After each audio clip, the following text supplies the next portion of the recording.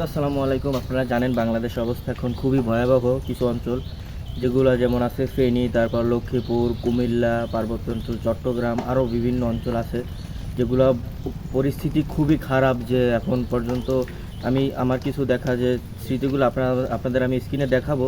তো এগুলো এত পরিমাণ এখন খারাপ অবস্থা হয়ে গেছে যে মানুষ থাকার জায়গা পর্যন্ত নাই। যে আবার কিছু মানুষ আমরা গুজব শুনতেছি, গুজব নাকি সত্যি সেটা বলতে পারবো না, কিন্তু শুনতেছি যে আপনার এই যে হঠাৎ করে নাকি বাড়িয়ে যে যারা বিল্ডিংয়ের ঘরে থাকে, মানে উঁচু দালান তাদের নাকি বাসা ভাড়া বাড়িয়ে দেওয়া হচ্ছে। আপনারা এই কাজটা থেকে বিরত থাকুন, কারণ আপনাদের যাদের ভালো বাসা আছে তাদের তাদের আপনারা অন্য মানুষদের জায়গায় কী বলে সেই জায়গায় আপনারা তাদেরকে সহায়তা করবেন, তা না আপনারা আরও দেশের এই এই পরিস্থিতিতে আপনারা আরও তাদেরকে মানে তাদের ঠেকাই ফেলতেছেন বলতে এক পর্যায়ে বলতে পারি।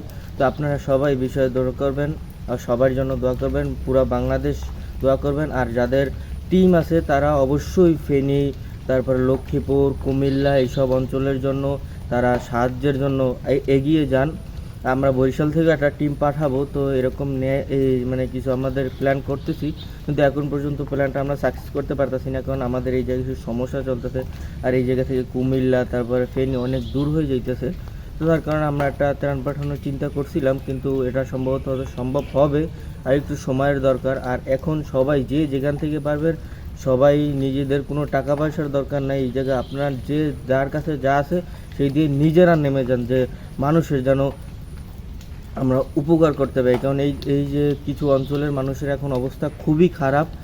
আর এখন আমরা কি বলবো, মানে এরা এখন আপনাদের কাছে শুকনো খাবার থাকলে আপনারা তাই নিয়ে বের হয়ে যান। আর আমাদের বরিশাল থেকে একটা টিম বের করার কথা, তো এটা অলরেডি বের হয়ে গেছে। তো আপনারা চিন্তা করব যে মানে এইটা আরও সবাই এদের জন্য দোয়া করবেন। আর যারা কিছু করতে পারবেন না তারা আল্লাহর কাছে খুবই দোয়া করবেন, কারণ আমাদের দেশবাসীর মানে কিছু অঞ্চলের অবস্থা খুবই ক্রিটিক্যাল। আমি কিছু